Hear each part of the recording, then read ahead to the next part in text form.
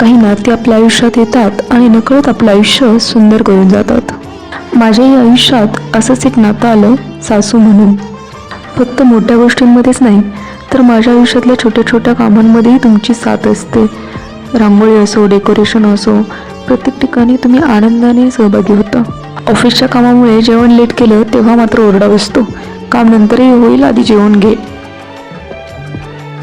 कधी कुठला सण असेल, कार्यक्रम असेल किंवा एखादं लग्न असेल, तर माझ्यापेक्षा जास्त उत्साह तुमच्यात असतो की ही साडी घाल, ही ज्वेलरी घाल. कधी कोणती नवीन साडी आली असेल तर ही घे, ही तुला छान दिसेल. स्वयंपाकात काही गडबड झाली की त्यावर तुमचं एकच वाक्य असतं, अगं इतकी वर्ष आम्ही करतोय, आमचंही चुकतं कधीतरी, एवढं काय त्यात. एवढ्या एका वाक्याने सगळं टेन्शन दूर होऊन जातं. आज जरा बोर होतं असं म्हटलं की लगेच तुमच्याकडे काहीतरी प्लॅन असतो.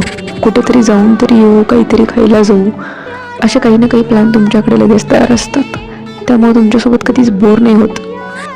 खरं सांगायचं तर या छोट्या छोट्या वाटणाऱ्या गोष्टीच सगळ्यात जास्त मॅटर करतात. कदाचित म्हणूनच तुमच्यासोबत असताना कधी सासू सुनेचं नातंच जाणवलं नाही. नेहमी घरच्यासारखं, मैत्रिणीसारखं आणि आईसारखं वाटलं. अशाच कायम हसत राहा.